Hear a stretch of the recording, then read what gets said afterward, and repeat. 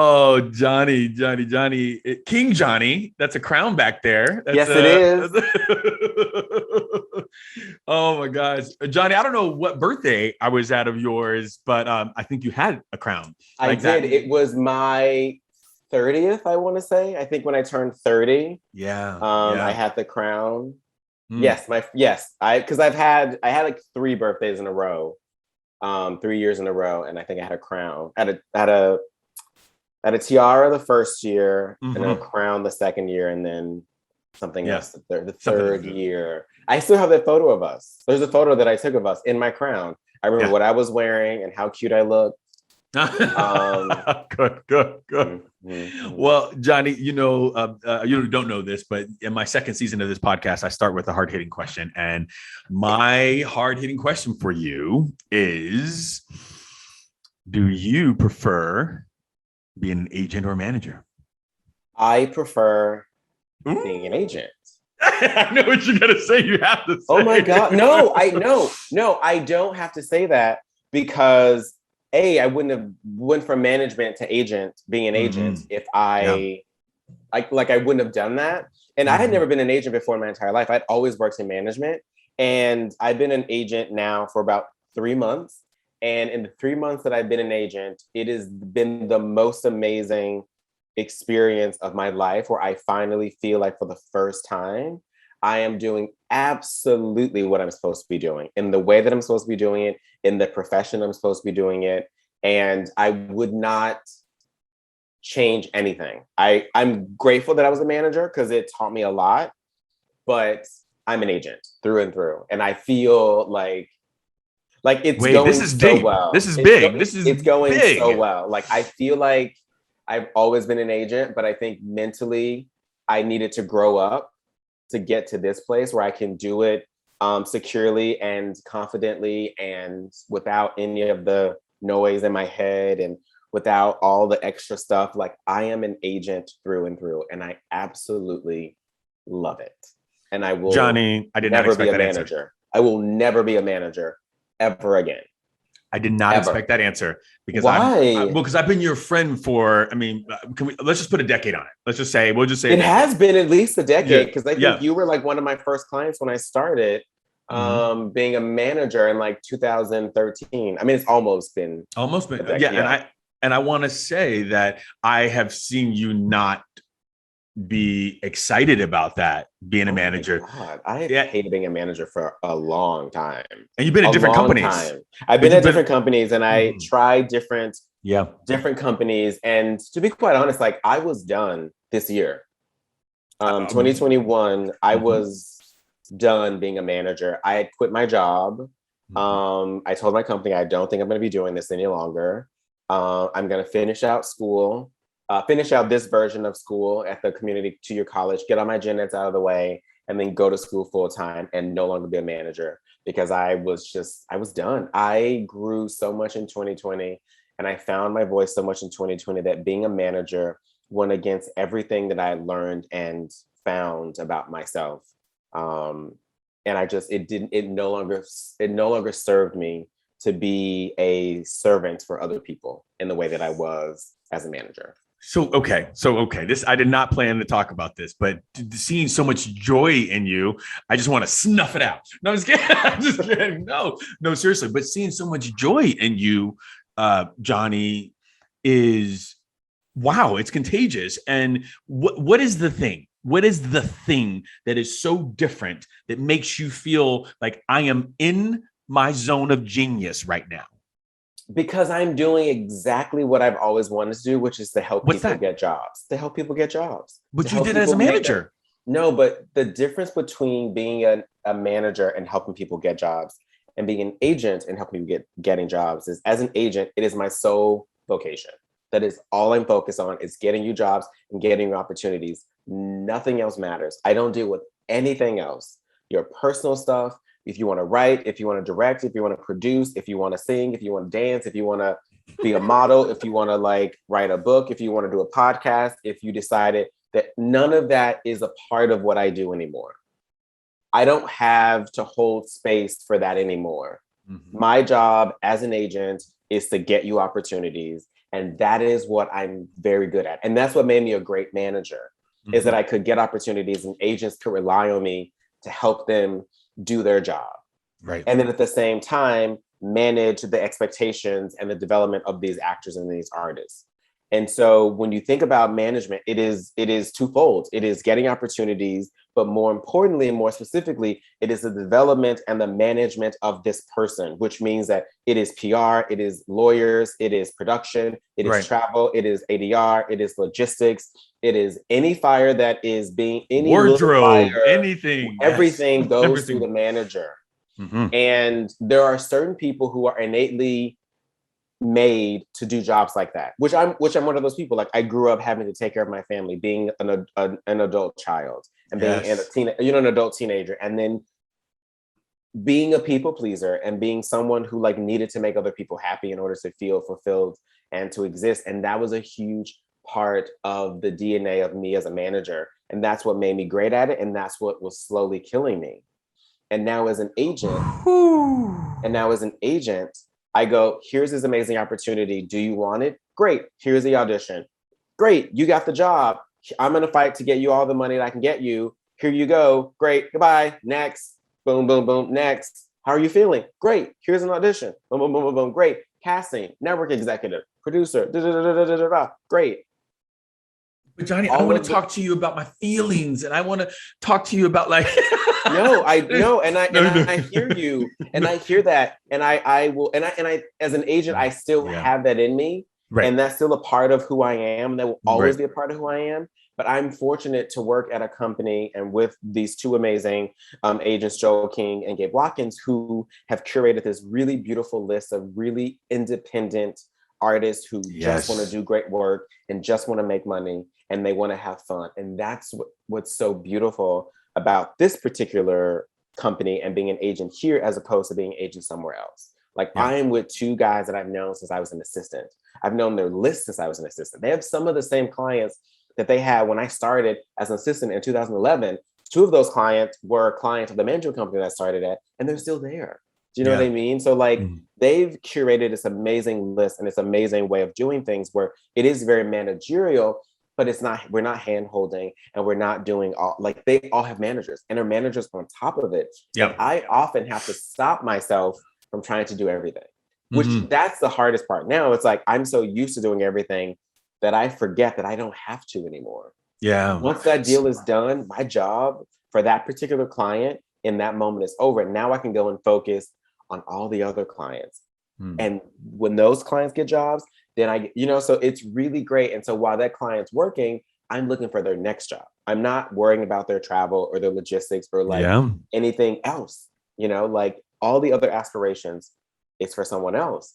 And that person is a manager. And that was me for so long.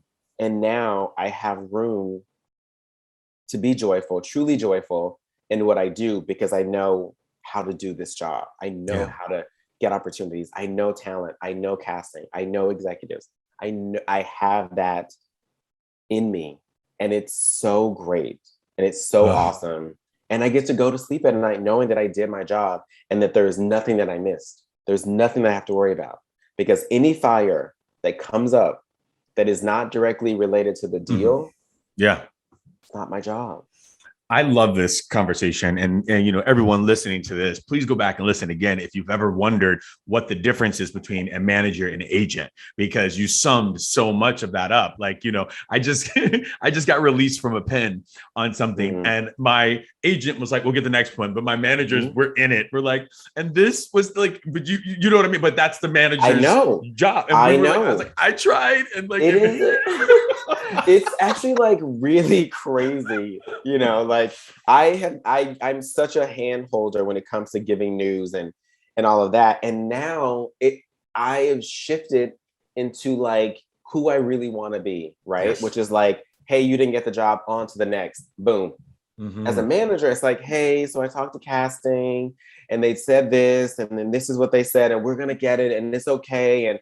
And doing that over and over and over again, because as an actor, you know that you don't get every job you go in for. Right. And so you're having to tell this person every single time they don't book a job. And it's, for me, it is heartbreaking. It was heartbreaking.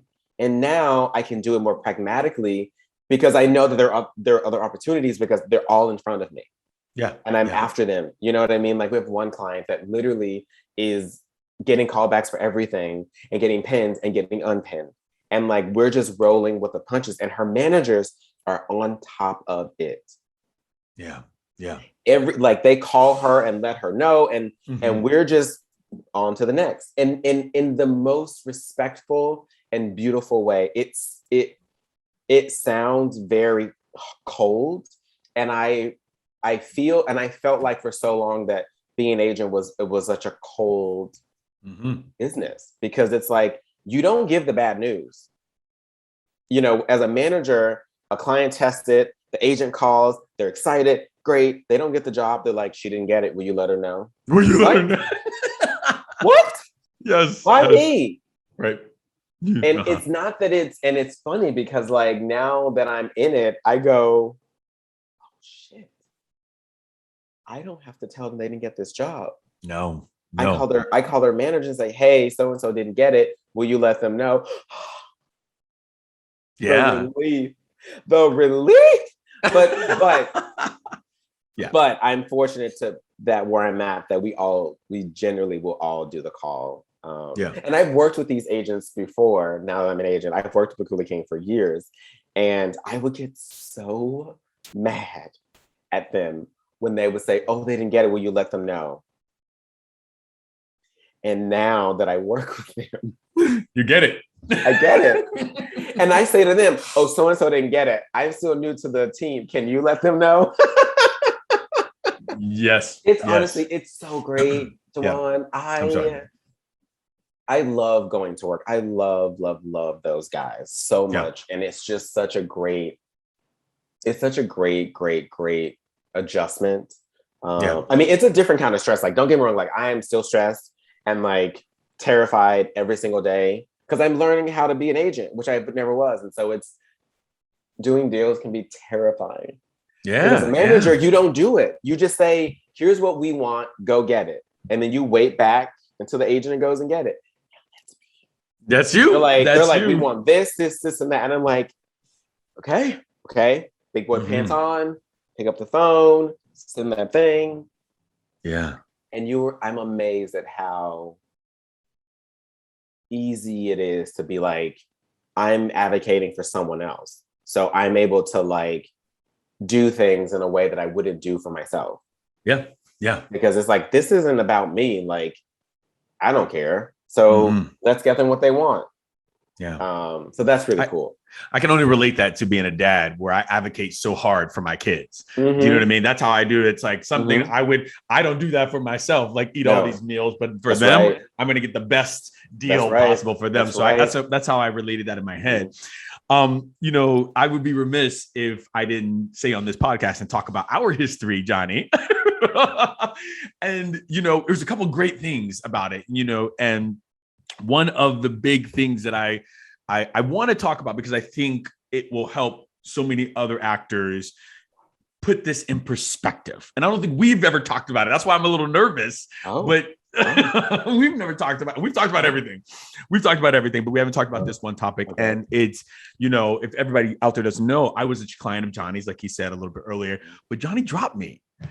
Johnny, look at it. If you're not watching this on YouTube, you need to get over to YouTube to watch his face when I said that. Why are you laughing? It should be because it is honestly, it is the most dramatic thing you've ever said to me. I dropped you. To be clear, ladies and gentlemen, and all those in between, I did not drop DaJuan. I left a company that was closing down.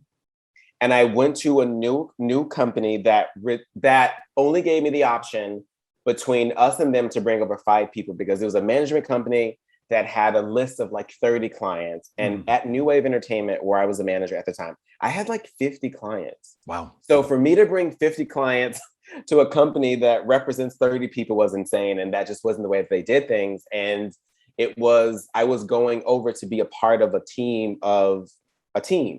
You know, every agency and management company is different. Some management companies, you have your own list and it's your list and no one tells you who you can and cannot sign. There are other companies where you sign as a group, and when you sign as a group, everyone has to approve. And if anyone says no, then that person doesn't get signed. And that's typically how it works in agencies. But at this particular management company, it was very much that. We're like, look, like we don't represent, that's not management. You know, what you are is an agent at a management company, and that's not what we do. And so when I was faced with this decision, it was like either go here and take no one, or advocate for them to at least pick 5 people, or be unemployed until I find a place that's going to accept all 50 of my clients at varying levels of successes. I had to make what I believe is a decision that any actor, any person would make in that situation. If you're forced to say, well, here's a great opportunity for you to grow in your profession. But if you do make this decision, you're going to have to let go of X, Y, and Z.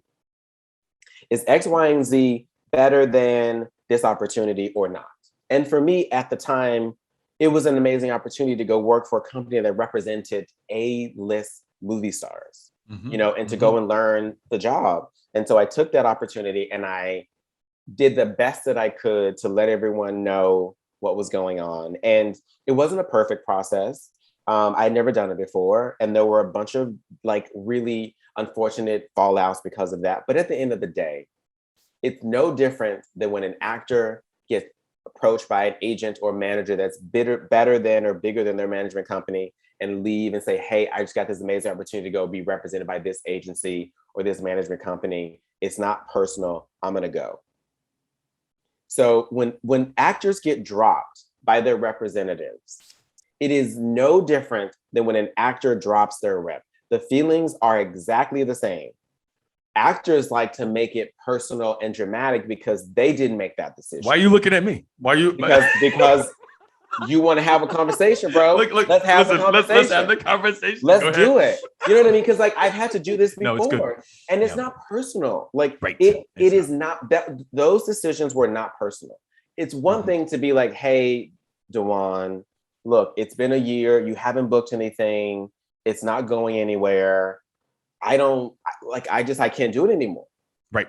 You know, it wasn't our conversation. That wasn't our situation. That was not our situation. Right, my decision was like, look, I'm going to this company. I can't bring you with me. I'm so sorry, but I think you're great and I love you and I wish I could. And if I could, I would. And I would have.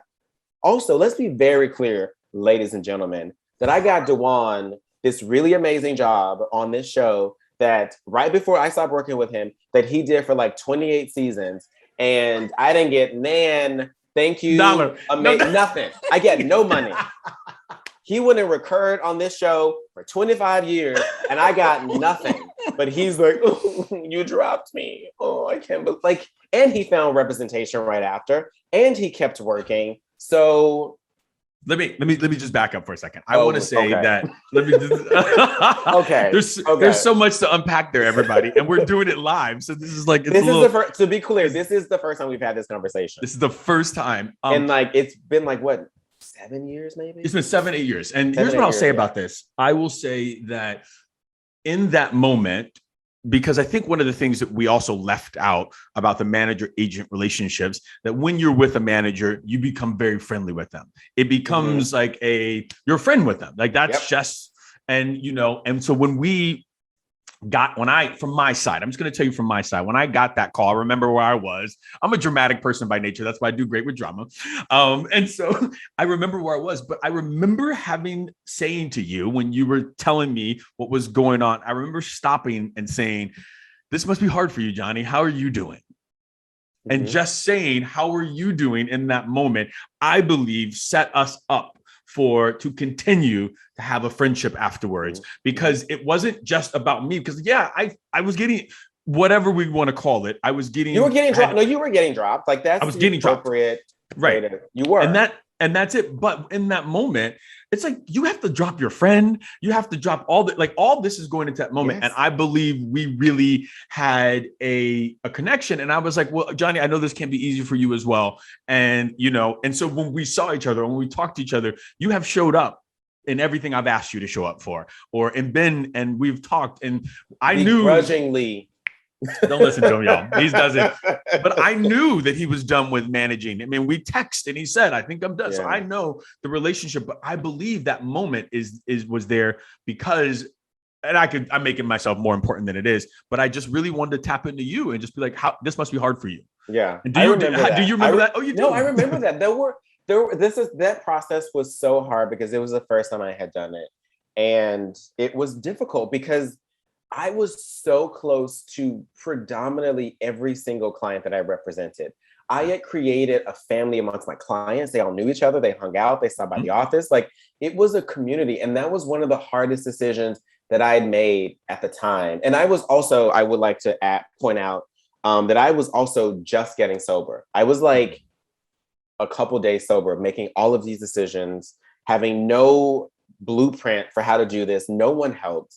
There was no advice on how to do it. It was moving so quickly, and I needed to do what I needed to do in that moment. And to be honest, like, I just wanted to save my life. I just needed to save my life. And in that moment, I needed to save my life. And that was more important than anything else. And that may sound selfish, but that isn't. It is the save your life does not sound selfish. But to some people, it will sound selfish because so many people are quote unquote selfless. But let's be very clear about that. When you're in an airplane and they're giving you the safety protocols, they tell you, put your mask on first before you help someone else, even your child. If you are not alive, you cannot help these people. You can't help these people. You know what I mean? If you're dying trying to put on your kids or your husbands or whatever, you are dead, right? So like, I needed to save my own life. And part of saving my own life was making this really hard decision that I needed financial security. I didn't have a savings. I had nothing saved, nothing to fall back on. So I had to do what I had to do. And was there fallout from that? Absolutely. I had to drop 50 people that I loved.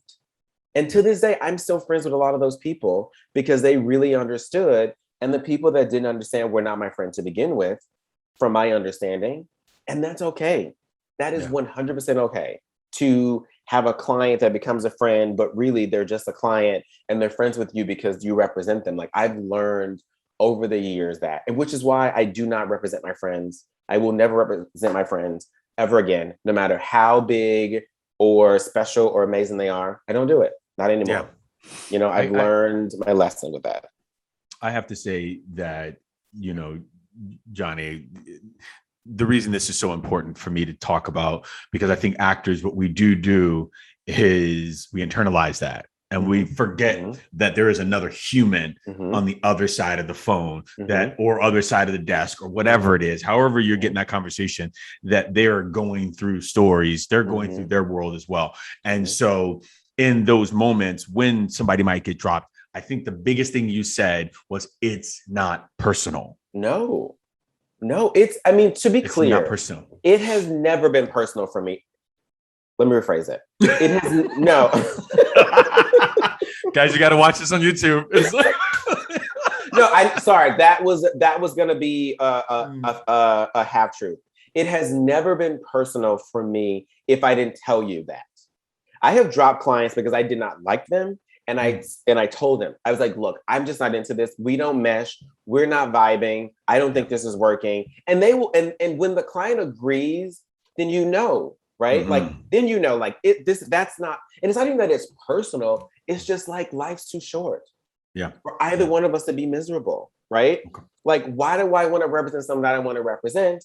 And why does someone wants to be represented by someone that doesn't want to represent them? And that's what I find so fascinating about actors. When I meet actors, when I've done workshops and I've done all these Q&As, and all these actors will like, well, I won't have anyone else.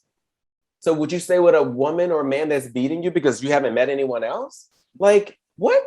Like, that's insane to me that actors will do that. And what happens is they become bitter and jaded and miserable. And then when they do sign with someone else, we get the brunt of all of that residual resentment and anger because they stay with someone too long that they didn't trust. And now they don't want to trust anyone, because if they do, then what if this is the last person that I trusted that didn't do anything? So it's like all of that mental fuckery I was gonna say bullshit. You know, all of that mental, it's just like, it's mental fuckery. Mhm. Like, I asked people, what would change between today, tomorrow, and yesterday if you did not have the representation that you have?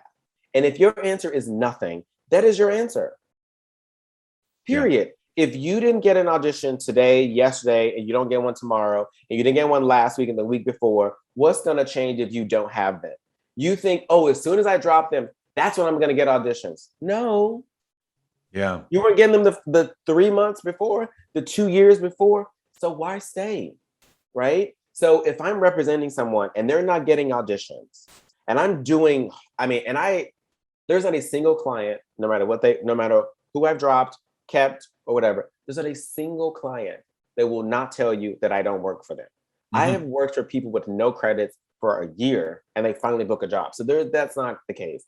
But if I'm doing everything I possibly can and you're just not, and I'm not getting you opportunities and I know how hard I work, then it's not me. Then it's not me. Yeah. And a lot of actors don't want to look at that. They want to blame, oh, it's my agent. It's like, they just can't get me in the room. They just can't get me in the room. Okay, well, I could show you, and I keep every single email pitch, every single one, because I look forward to the day when a client says to me, well, I don't think you work for me. Cool. So let's go here and look at this list of all these people that said no to you and why they said no to you. Do you want that? Do you want that? Do you want to leave this relationship knowing that every single one of these casting directors said, not interested, not right, don't love her, don't really like him, read her once, didn't do what, like, that is the feedback that I get. And I'm not going to send that to an actor because it's not really productive. Oh, you sent it to me. Well, I'm joking. Let me rephrase that. I will send constructive, like, oh, like they're not right because of this or like that.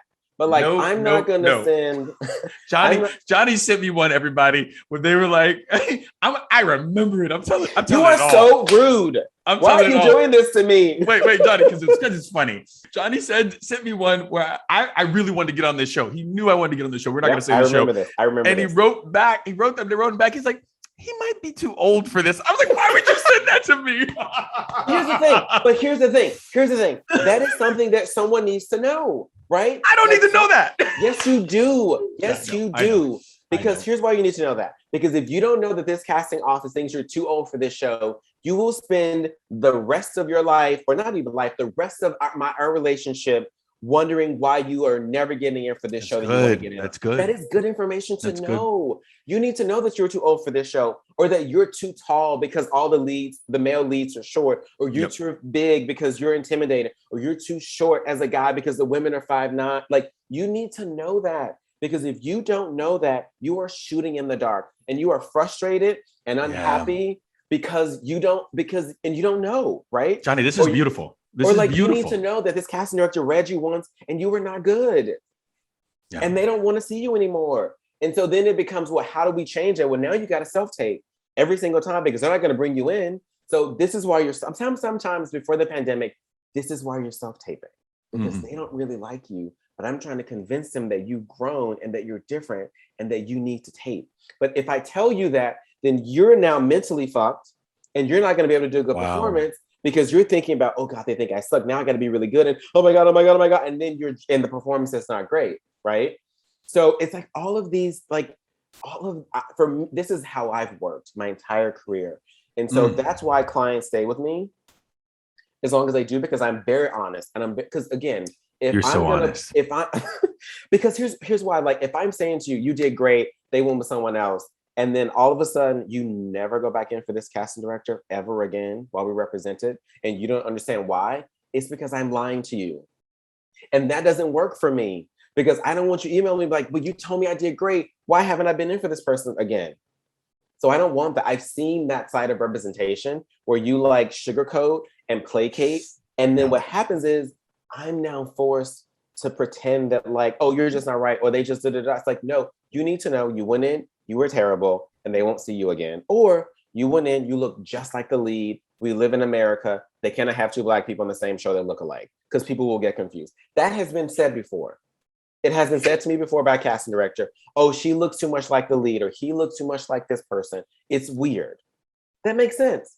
it makes sense to me as an actor. I can't believe it. It's like, well, guess what? How many times you watch a show be like, oh no, that's not who I thought it was. That is what the audience is thinking. And so casting and producers and networks understand that. So I feel like for me, I have to be honest, because if I don't, I'm the one that suffers because I'm lying and I'm living with this, like, you know what I mean? And so what I won't send to clients is like, if they say, oh, not attractive enough, or they're not, or they're too heavy, or that I won't send, because that is not constructive. And I have gotten that feedback of like, oh, she's not good looking enough for this show. And like, they're not, you know, and I know in this one casting director who, if she, I'm not going to say her name. All I will say is that when she had said a client wasn't good looking enough, and I said to her, have you seen a mirror lately? Don't come at me. Don't come at me. She has never, I mean, we've since reconciled. Yeah. But it's true. Don't tell me that my client is not attractive enough. I'm sorry. Are you the judge of beauty? Humpty Dumpty? No. Yeah. But I won't tell that to a client. But then I can't tell them why they will never go in for this particular show.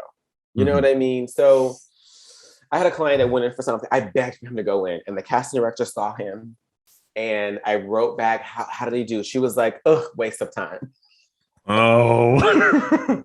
And I sent it to the client. Because he was like nagging me. And I was like, here you go. She was like, he had a weird accent. Ugh, waste of time. Funny enough, years later, she's obsessed with him. Yeah. Obsessed with him. So it can also change. It can also change. But you've got to have representatives that are honest with you. I don't know how we got on this subject. I know what we're talking about because I was off track. No, we're not at all. We're not off track at all. You know what I want to say? What became really clear to me when you were just talking was that I feel like there needs to be some type of manual or some type of group therapy that actors, agents, and managers all need. This is how we're going to work wonderfully together, because as you're saying all this stuff, all I do is take it personally. Why can't I get back into this office? No. I mean, not me. And no, I know what you mean, but it's like, why am I taking it personal? Why isn't he getting me back into Junie Laurie? But I booked in there, and like I understand all that, and so I think it's very important that you said that. The other thing I wanted to unpack that you said a big piece of was, yes, everybody that's listening, Johnny is the rep that put me on Bosch. He's getting his flowers. I'm just waiting for the applause sound. Should you have that? Like that little animated, like we're gonna like Johnny. I want to say that people don't, and maybe Johnny remembers this conversation too. I remember I was again. I don't know. I just remember things, and I remember I didn't want to do Bosch. You did not. You absolutely did not. You did not. And but here's why. Here's why I remember, because I think I remember this because I believe at the time it was it the pilot? It was a pilot. It was a pilot, and it was a Costar. That's why. Yep. Yes. It was like a large Costar. And the thing that like I've learned over the years by doing this is that Costar isn't about the role itself. It really comes down to money. It really comes down to money. It's just money, because SAG is set up in a way where you have a particular budget, and once you have a particular budget, like it's either everything scale. It's all scale. So it's 1 day scale, weekly scale. That's it, and that becomes Costar, or guest or whatever it is. But it's never about. It's usually not. Sometimes about the size of the role. Like just recently, a client got an audition for a recurring guest star on something, a huge show, and then it was revealed that it might be a co-star, and I was like, okay. Yeah. But again, it's like I realized, it's because it's a huge show and they're gonna not have any money and whatever. But because I saw the material, I'm like, this is definitely not a co-star, but it comes down to money. And I remember you saying that, like, but also at the time, we were trying to up at that time. You hadn't also worked in a while as well. And let's not tell it all. Let's not tell it all. No, but it needs to be clear, because I think this is good. Because I think this is good information. If you haven't worked in a year, you don't have the right to tell me that what you won't do. What you won't do. Like, I'm trying to get you work, and work begets work. And I remember we had a little thing about that. And I was like, first of all, like, it's just a pilot. And like, This is what you said. I can't believe you remember that. You know what I mean? Like, DaJuan, we don't know if this is going to be back. You know what I mean? Like, it's just and then how many seasons did it run? Well, hold on before we get to the seasons. Wait, how many 7 seasons? Okay, so a little co-star, and it wasn't a little co-star. It was a nice little co-star in a pilot, and then he with the number one, which is important because it wasn't like you were like the co-star that like gave someone coffee and then walked away. It was like this material. If it comes out, you are going to be with the lead of the show. Yep. And that's great material. Sometimes it's just about the footage. We need new footage. We cannot use your footage from Greek on ABC Family. And it's 2012 and Greek has been off the air for 4 years, right? So like we need something fresh, even if it's just like one scene. I appreciate the call. That call that you did that. You said all of, by the way, he said all of this. He said all of this, and I've said this on many talks before too, where I've just said, "Well, can we get a name?" And you say, "Okay, DaJuan," and went back and we got a name. Yes! And we got a name, and they were like, "Great," and booked it. And here we are, 7 seasons later. So I just want to say, I am saying this publicly on record. This will live forever. Thank you, Johnny, for that conversation, because we also were trying to up from co-star to guest star. For sure, but I think I remember that. We have new information now where the industry has changed, and we do understand that it is all about money. I know I've been on a show for 7 seasons and seeing people go through it, and people wanting to get up to series regular. They're like, listen, every season we came hard with that. Like, he's been on this show for how many seasons? And they're like, we're going to give him top of show, get recurring the entire season. But because of money, this is what it is.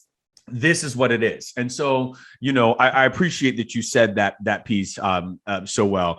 All of it. Thank you, Johnny. I haven't worked in a year.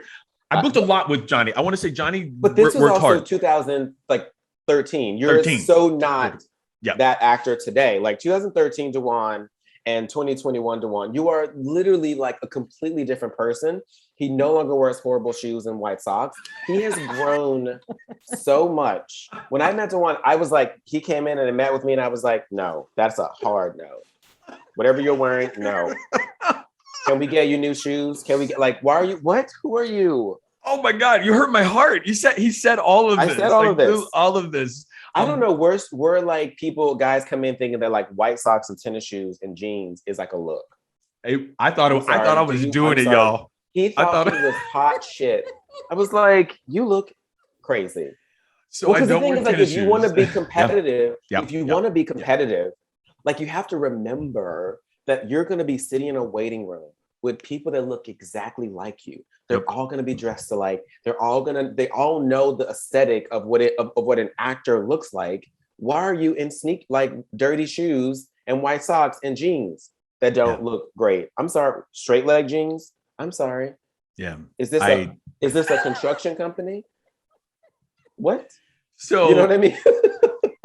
Also to put out there, you know, Johnny got me one of my favorite jobs on Marvel's Agent Carter. I did Brooklyn Nine-Nine with you. I did a lot of stuff. We did a lot of stuff together. Just to be clear, everyone, I'm amazing.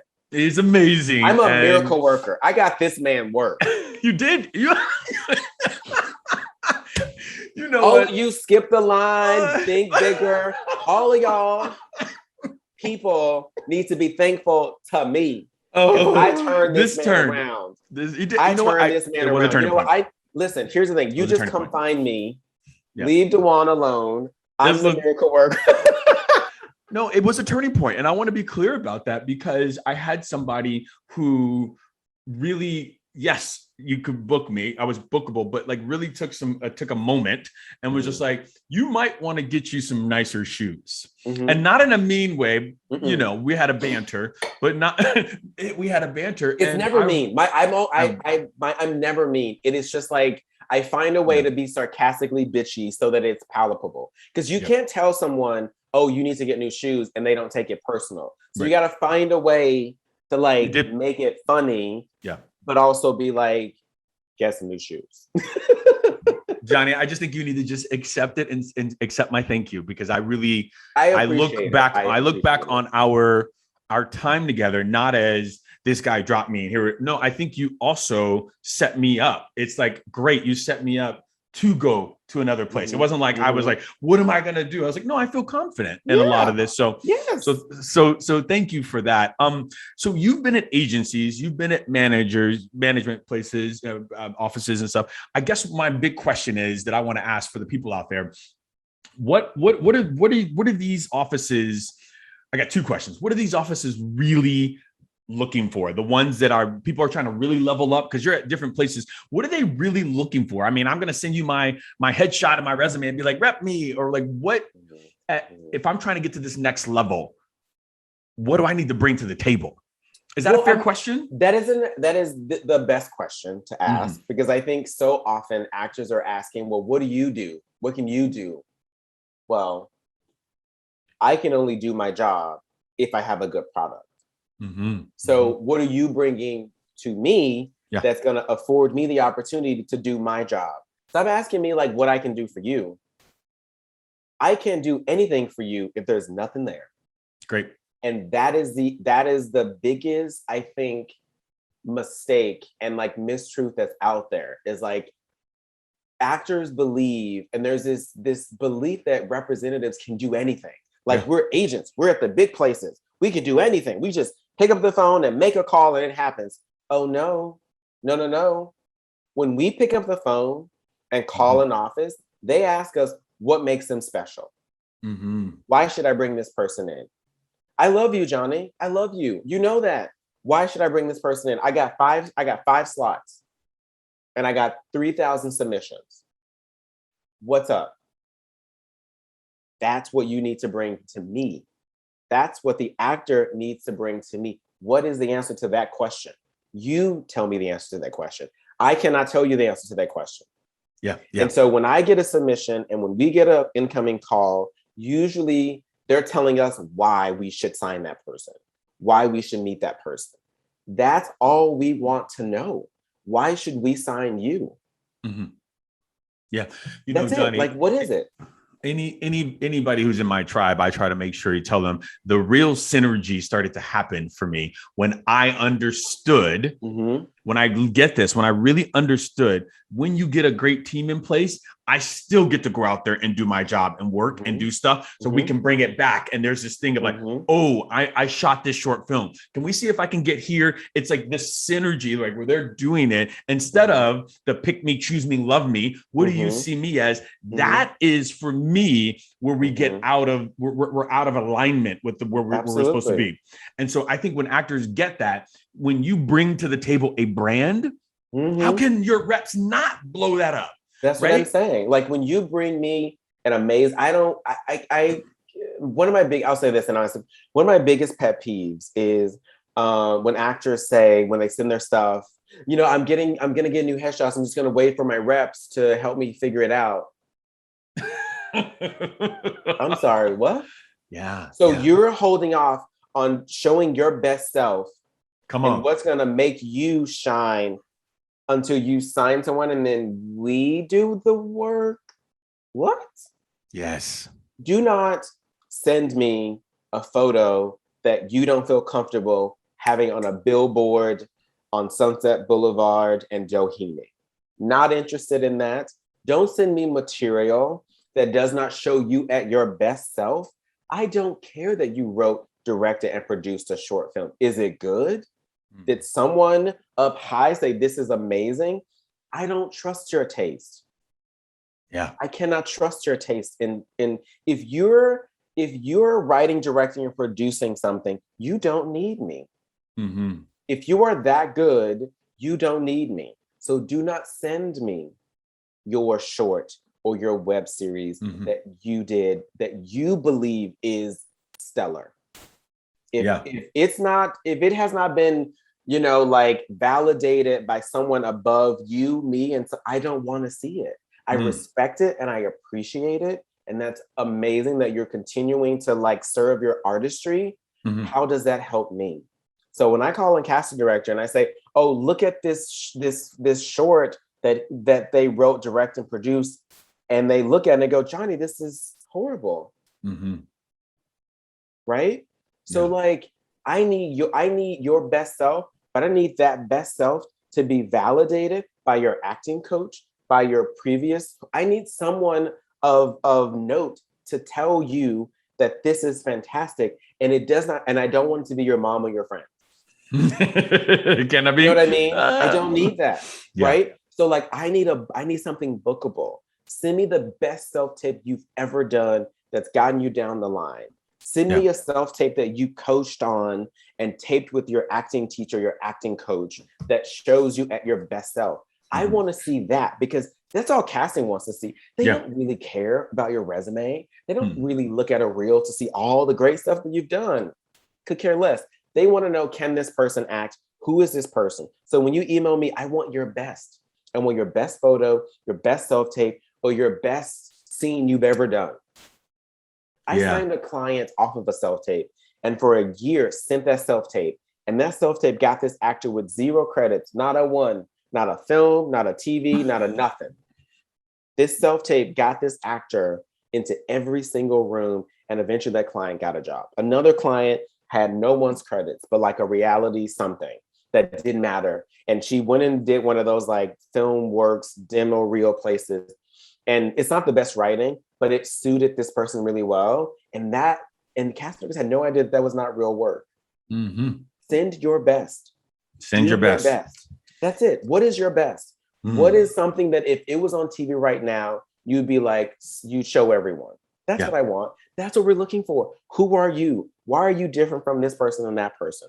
Because again, in the beginning, when you walk into a room, everyone looks like you. So what makes you different? Yeah. That's what we want. When I'm sitting down and we get submissions, and I get a lot of submissions from, managers now and casting directors, and we look as a team and we look, and when we go, oh, that's the moment. And that needs to be 30 seconds in. If you haven't gotten us in 30 seconds, we've moved on. Yeah. I don't want to look through 3, 4, 5 minutes of just random stuff. Show us your best. Give me your best. It could be 30 seconds. It could be a monologue. I just need to see who you are, who you see yourself as, and how we can pitch you. I love it when a person sends me a headshot and a link, and it's like, oh, okay. Even if they have no resume, just like, oh, I know people who have done 10 little Lifetime movies. Okay. Yeah. I've signed people who've done recurs on great shows. Okay. Yeah. Great. So you'll be a working servicing actor. Great. But like, how does that help us help you? Yeah.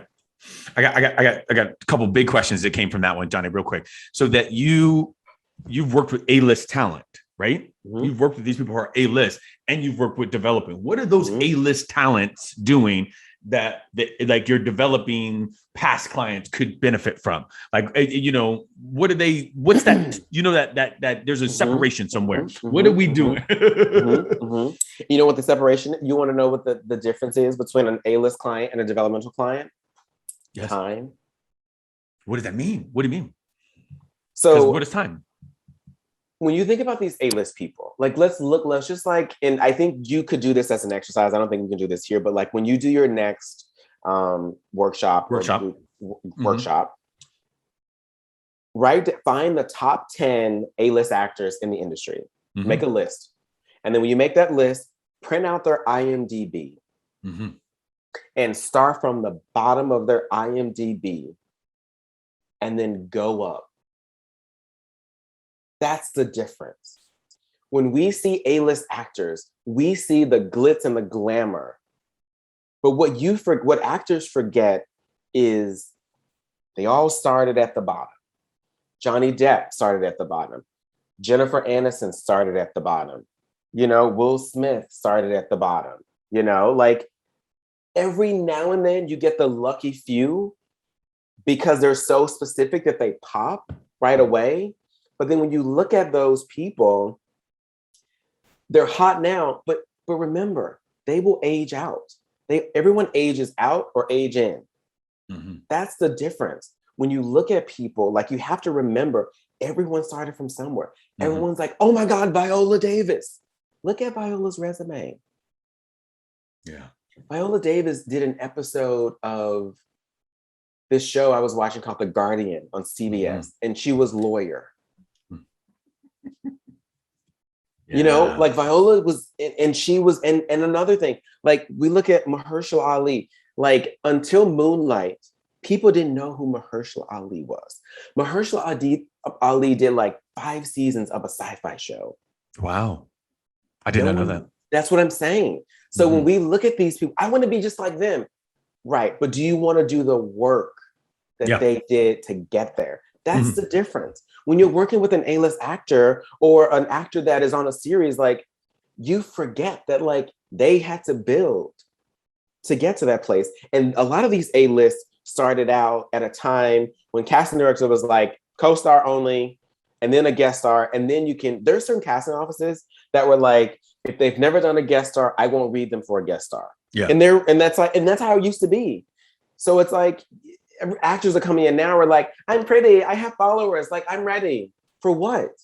Do you know you know what I mean? Yeah. So like when you walk on set, and I've had actors who like are dying and they get in there and they get these jobs, don't know what their mark is, don't know what the camera is, right. Don't know their lighting, can't read a day out of days, can't read a call sheet, don't know, what a makeup trailer looks like, don't know what H is on a sheet, don't know, like, but want to be A-list. But it means hold, guys. Hold. You know what I mean? It means hold, right? Yeah, like, right. It means hold. Like I've had actors be like, so what does this mean? What? Yeah. Have no idea. Learn the craft. Yeah. And the business. And the business. But that's part of the craft. Yeah. Like that's learn true. the business. Like learn that, like when you go on set, like where this is and who the AD is and what this does. Like remember when you're doing wardrobe, hang your wardrobe up. That's part of it. You have to learn that when you go on a set, you say hello to every single person. It does not matter. They don't know this. Kids now get a job, and it's like you forget. And you know why you didn't get asked back? Because you didn't know your mark. You didn't know where your light was. You didn't take direction. You weren't listening. You aren't ready. I'll tell that story. Every actor thinks they're ready until they realize that they're not. I've had actors who booked to recur, didn't know anything. But for months harped on why he wasn't working. And then gets on set and makes a fool of himself. And you learn the hard way. You do. You learn the hard way. You know what I mean? And some people can't come back from that. I had a client because people spiderweb, by the way. You can't come back from it because that AD goes on another set. That person goes on and it's like another, like, you know what I mean? Like I had a client that literally like he booked a co-star on a show. I'll say it doesn't matter, but he booked a co-star on a show on Scandal, and he was one of the reporters. And it was, how long Scandal had these big reporter scenes, and everyone's asking questions, and it's Kerry Washington. And there were 2 actors who booked these co-stars, could not get their questions out because Kerry Washington is right in front of them, and they're freaking out. Yes. They got fired. Of course they did. I've seen actors get fired on Bosch. I've seen it. And it's like, and it's like, what? I gave you what? Yeah. That's you, right? Like that. So so like, are you ready? Are you ready? Can you do 7 lines across from these people? Yes. It's so different than being in a casting room or self-taping and doing the thing. Like this is the main reason why I am not an actor. I tried. I was too nervous. Like, and this is coming from like people who think of me as this, like, I am camera shy beyond belief. Beyond belief. I like go cold. Every ounce of me goes I don't believe away. You. No, but here's the thing. And people don't believe that because I know how to be me really well. But you tell me now I got to try to be somebody else and say these lines that aren't mine, couldn't do it. Right. And there are a lot of actors who cannot do that and don't want to face the reality of that, but they want to be successful and they want to understand why they're not working. Yeah. Yeah. Going into these, I had a client that literally the casting director called me and was like, he was horrible. I was like, how? Can I tell what his line was? What? I have a package for you. No, I don't even believe you. I do No, believe this. I do believe this because I've seen actors that have fall apart on set, and and it was I an have said, audition. but I'm saying on set too, like our auditions of things, you got to get to that. I hear that all. Well, I hear that all the time too. I'm great on set. Well, you got to get through that audition first. Yeah. You got to get through that How are you audition great? first. How are you great on set? Well, you can't be great in a room? What? I'm Yeah. confused. That's the I easiest, most non-competitive, non-pressured environment. They no. want you to do well. They They're do, like, but then your psyche gets a hold of you in a room. So, but I think I that's don't. what I listen. therapy I is mean, no. for. That's what therapy Yes. is for. Well, practice and everything. I And think practice. It's like yeah. you need to practice. Yeah, Like, you do. like go into a restaurant and go to someone and say, "Can I run my lines with you?" Try that. If you can't run lines with a stranger, you are not going to be able to audition in a room when people are literally looking at you cold faced, not because they don't like you. They wouldn't have brought you in if they didn't like you. They trying to get this job done. They want to go to lunch.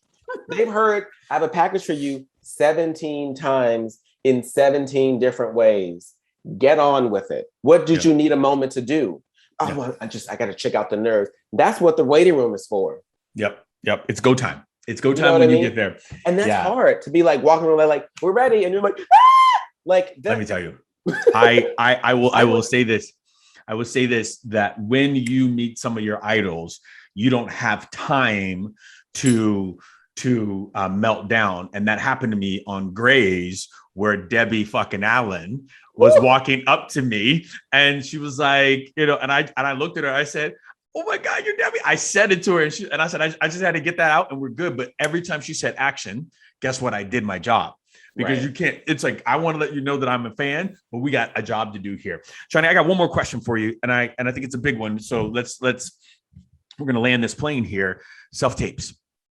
We are in a world of self-tapes. I have a program about self-tapes. I talk about all that stuff. And I just want to hear it from the agent side of things. I know. Oh my God, you call me an agent. You are an agent. Oh my God, I love it. We are hearing this so much that, of course, everything is self-tape right now.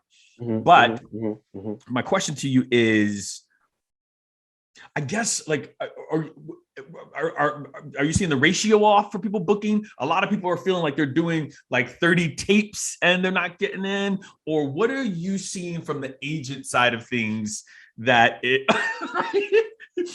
Again, YouTube, y'all. He's like, put me in the game. Stop talking to him. I already got an answer for your question. Okay. All right. So I'm going to say my favorite line from Love Jones, because this is what I like to say. I'm going to break it down so it can forever and consistently be broke. Here's the truth. They are watching every single tape that comes in. They are. I have friends that are in casting. They are watching every single tape. The difference now is before there were in-person auditions and then they were requesting tapes for certain people.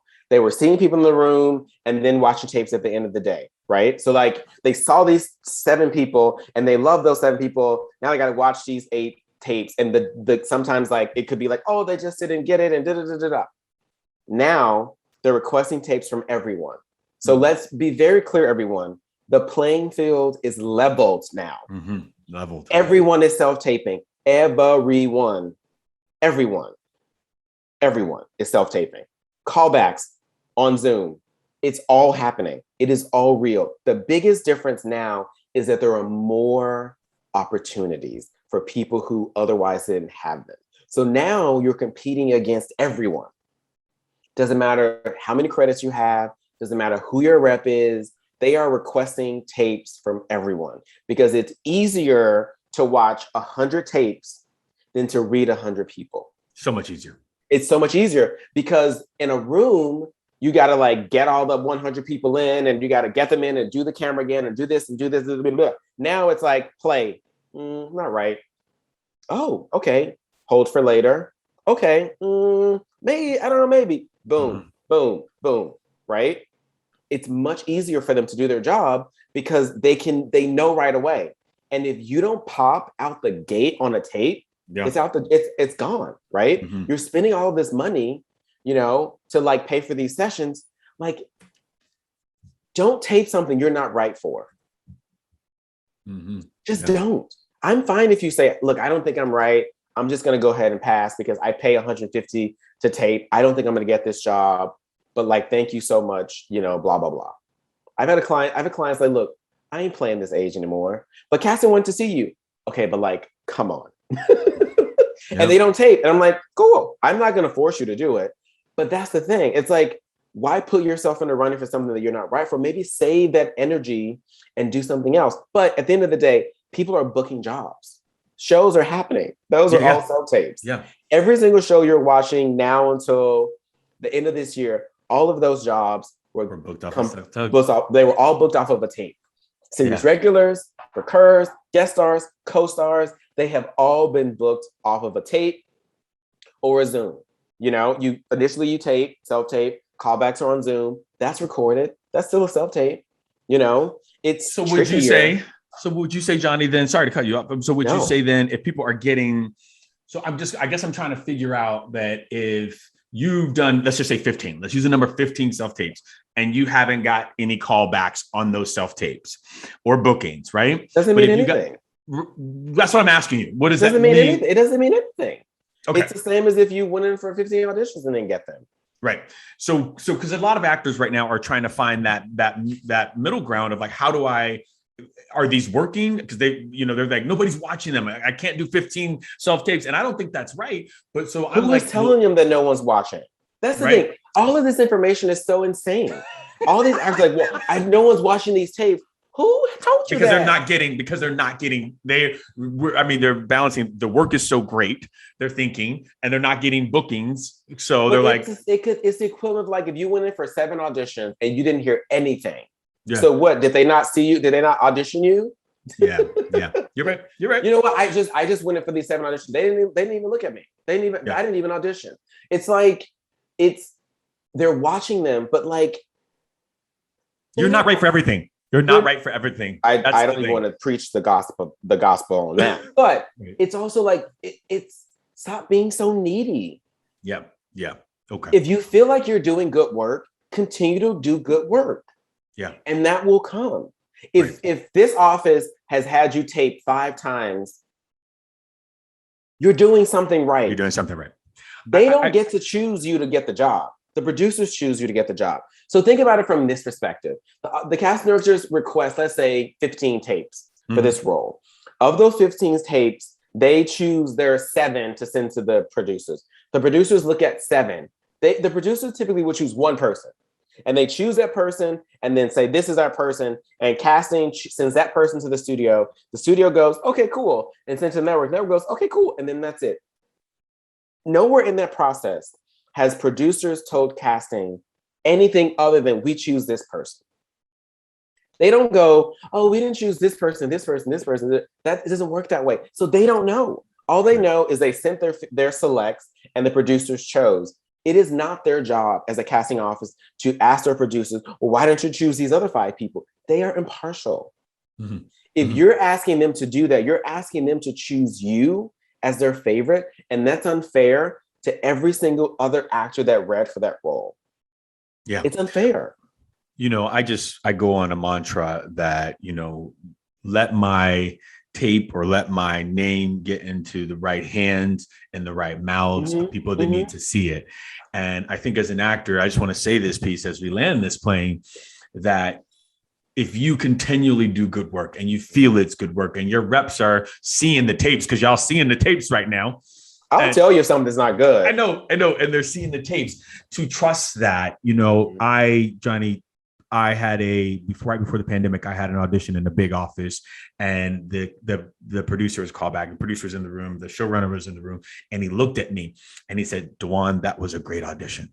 That was a great audition. And I was like, cool. And I got ready to walk out. He's like, no, DaJuan, that was a great audition. And I said in my head, oh, fuck you, because I'm not going to get this role. I know what that meant, right? Yes.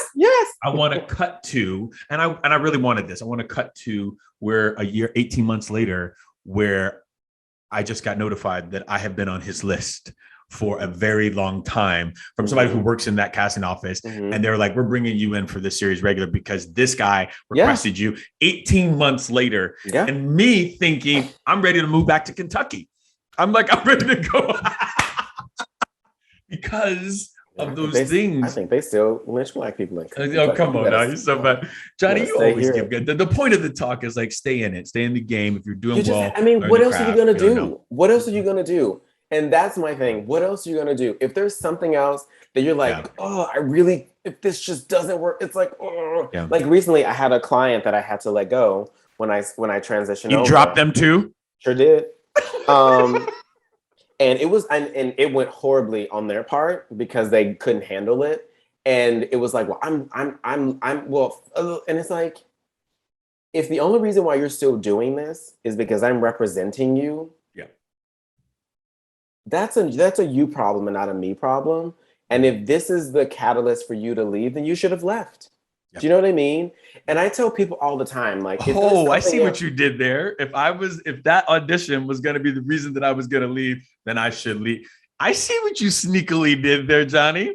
Go ahead. Oh, that was shady. But it's true. It's just like, I think it's like, we hold on sometimes so tight and so like unproductively. It's like, well, what else are you going to do?